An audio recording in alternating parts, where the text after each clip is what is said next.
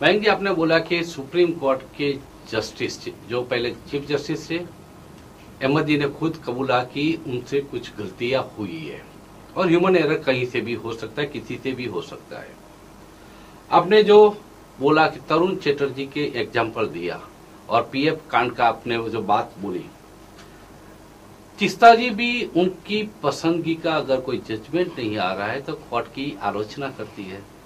मयंक जी और तीस्ता जी में कोई फर्क तो होना ही चाहिए।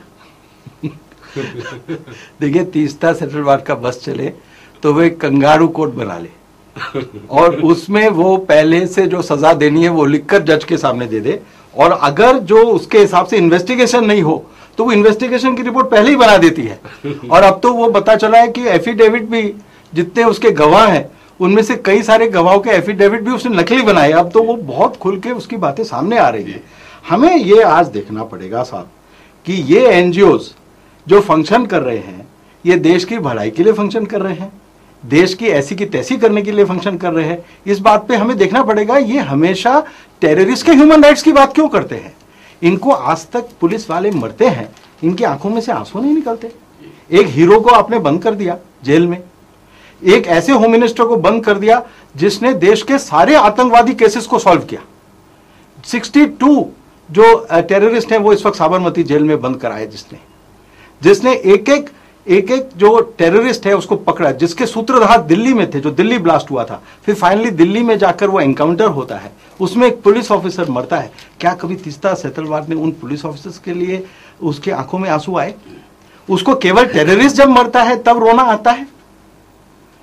तो ये देखना पड़ेगा कि आईएसआई से क्या कुछ इनका संबंध है कि नहीं है। अरुंधति रॉय वो बोलती है कि आर्म्ड रिबेलियन करना चाहिए नक्सलाइट्स को, उसको अरेस्ट क्यों नहीं करते? स्वामी अग्निवेश ओपनली बोल रहा है कि कोई बात नहीं, इन्होंने जो ये पकड़ रखा है बिहार के पुलिस ऑफिसर्स को, नक्सलियों की बात कर रहा है, और वो भी रावण की तरफ भगवा वस्त्र ही धारण किए हुए है, लेकिन वो दंड का अधिकारी है क्योंकि वो नक्सली है अंदर से, वो भेष में है भगवा के।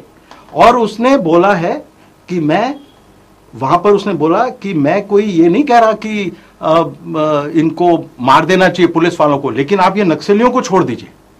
ये जिन नक्सलियों ने पुलिस ऑफिसर्स को किडनैप कर रखा था, तो स्वामी अग्निवेश का रोल इन्वेस्टिगेट होना चाहिए, उसको जेल के पीछे डालना चाहिए। तो आज ये खुलेआम घूम रहे हैं ह्यूमन राइट्स के नाम पर। कौन से देशों की ये सहायता कर रहे हैं, इस देश के दुश्मनों की सहायता कर रहे हैं, ये पूरा इसके ऊपर कमीशन ऑफ इंक्वायरी बैठना चाहिए।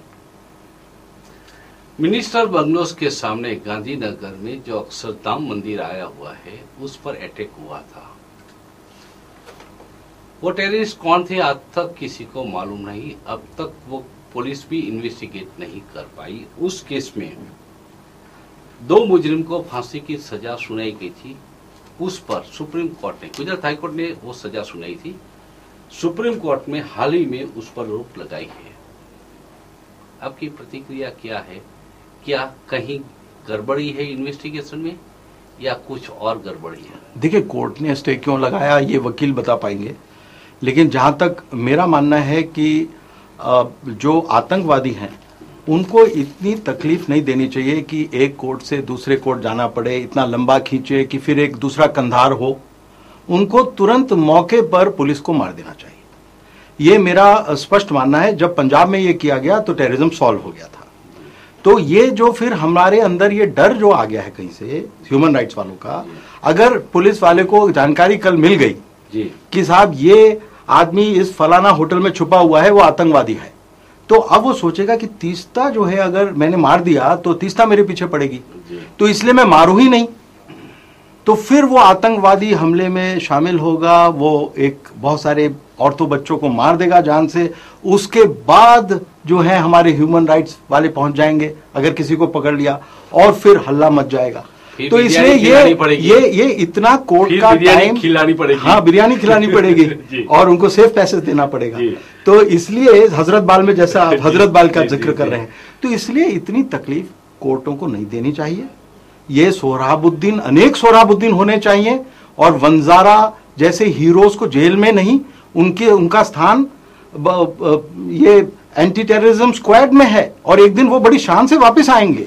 कल ही असेंबली में गुजरात गवर्नमेंट ने यह कबूला है कि वंजारा एक आईपीएस ऑफिसर को हटा के सभी जो पुलिस अफसर जो जेल में है सोहराबुद्दीन एनकाउंटर केस में, वो गुजरात सरकार ने पकड़े हैं और जेल में उन्होंने धकेला है। तो ये गलत बात है? नहीं, देखिए, कोई भी सरकार पकड़े या कोई भी करे, मैं उसकी बात नहीं कर रहा। मेरा कहने का मतलब है जो भी टेररिस्ट को जेल में नहीं होना चाहिए, वो बाहर होना चाहिए। जो जेल में वो कोई बहुत, देखिए ऐसा है, वो कानून के तहत पकड़ा होगा ना, कि उनका कुछ ना कुछ पकड़ा गया होगा एविडेंस। मैं तो कह रहा हूं कि अगर उन्होंने टेररिस्ट को मारा है तो उसके लिए जो है कानून में परिवर्तन होना चाहिए। अगर कुछ कानूनों का आप सारे कानून मान के चलेंगे और आपका देश वॉर पर है, उस वक्त मान लीजिए आर्मी और पाकिस्तान से वॉर हो रही है हमारी, और उस वक्त हम कानून बताएं बोफोर्स जो चला रहा है उसको, तो क्या होगा? वो चलाएगा कि नहीं चलाएगा? कारगिल की चोटी पर है तो उसको बोले नहीं साहब ह्यूमन राइट्स वायलेशन हो जाएगा, आप बोफोर्स गन मत चलाइए, है ना, तीस्ता को बुरा लगेगा, तो क्या वो नहीं चलाएगा? तो इसलिए आज जो पुलिस फोर्स का जो अंग आतंकवाद से जुड़ा हुआ है उसके लिए स्पेशल लॉस होने चाहिए, जैसे जेम्स बॉन्ड का था ना 007 लाइसेंस टू किल। तो ये वाली स्थिति जब तक नहीं आएगी तब तक ये टेररिस्ट इस देश से नहीं भाग पाएंगे। बिल्कुल। India tomorrow the Gujarat miracle documentary film आपने बनाई है। मयंक जी, मैं ये मानता हूं कि आप खूब इम्प्रेस हुए, बहुत ज्यादा इम्प्रेस हुए गुजरात के डेवलपमेंट से। उससे ज्यादा इम्प्रेस हुए गुजरात के चीफ मिनिस्टर नरेंद्र भाई मोदी से। और पत्रकार जब इम्प्रेस किसी से होता है तब पत्रकार मिट जाता है और प्रवक्ता बन जाता है। आप पत्रकार के नाते नजरिए से क्या देखते हो, और आप इम्प्रेस हो जाने के बाद कौन से नजरिए से आप कहते हो? देखिए, पत्रकार का मतलब ये नहीं होता कि इंडिया पाकिस्तान का वॉर चल रहा है तो वो बैलेंस्ड व्यू रखे, कुछ थोड़ा सा इंडिया के फेवर में बोले और थोड़ा सा पाकिस्तान के फेवर में बोले। आपको वन साइडेड व्यू लेना पड़ेगा। एक आदमी जो देश के टेररिज्म के लिए अपनी जान हथेली पे रखकर काम कर रहा है, और जिसने पहली बार इस देश में घर घर में जाकर बच्चों को कहा कि तुम्हें पढ़ना है, तुम्हारे उनके माँ बाप को बुलाया, एक मूवमेंट खड़ा किया, उनको कस्में दिलवाई कि हम अपने बच्चे को स्कूल से नहीं हटाएंगे। ऐसे एक एक गांव में जाकर सारे टॉप आईएएस ऑफिसर्स गांव में जाकर लोगों को असेंबल करते हैं, उनको कहते हैं कि तो ड्रॉप आउट रेट नीचे आ जाता है, स्कूल ड्रॉप आउट रेट। तो ऐसा अगर हो रहा है, अगर कोई मास मूवमेंट तैयार करने के लिए कोई खड़ा होता है तो उस वक्त साइड लेने में कोई हर्ज नहीं, क्योंकि इंडिया के लिए बायस्ड हूं मैं। मैंने क्या कहा है, इंडिया टुमारो, कल का भारत, उसमें मुझे गुजरात का मिरेकल जो है एज एन एग्जाम्पल मैं चाहता हूं मेरा पूरा भारत ऐसा बने, ये मेरा सपना है। और उसके लिए चाहे वो बीजेपी का हो, मैं चिदम्बरम का बहुत बड़ा एडमायरर हूं। चिदम्बरम का अगर आप ये भगवा आतंकवाद वाला विषय हटा दे तो जिस प्रकार से चिदम्बरम ने जिस तरह से ग्रीन हंट ऑपरेशन चालू किया है नक्सल, तो सवाल इस बात का नहीं है, पार्टी का सवाल नहीं है, लेकिन नरेंद्र मोदी जो गुजरात के मुख्यमंत्री हैं, जिस तरह से उन्होंने एक मूवमेंट के तौर पर, चाहे न्यूट्रिशन का सवाल है, चाहे स्कूल एजुकेशन का सवाल है, चाहे पानी का सवाल है, चाहे मैं तो सब जगह देख रहा हूं कि ग्राउंड वाटर नीचे जा रहा है। गुजरात में जिस तरह से चेक डैम्स बनाए गए, जिस वॉर फुटिंग पे चेक डैम्स बनाए गए, जहां उनके आने से पहले 5000 थे, और जब उनका कार्यकाल खत्म हुआ था, जब इलेक्शन से पहले, तो वो 1 लाख से ऊपर बन गए थे। तो ये तो एक बहुत बड़ा रेवोल्यूशन है। तो ये एज अ मॉडल, मैंने ये फिल्म इसलिए बनाई थी कि एज अ मॉडल वो फिल्म दूसरे मुख्यमंत्री देखें, दूसरे सोशल एक्टिविस्ट देखें, जर्नलिस्ट देखें, केवल जेएनयू की बातें ना सुने और इन बातों को आगे बढ़ाएं। ये मेरा एजेंडा था।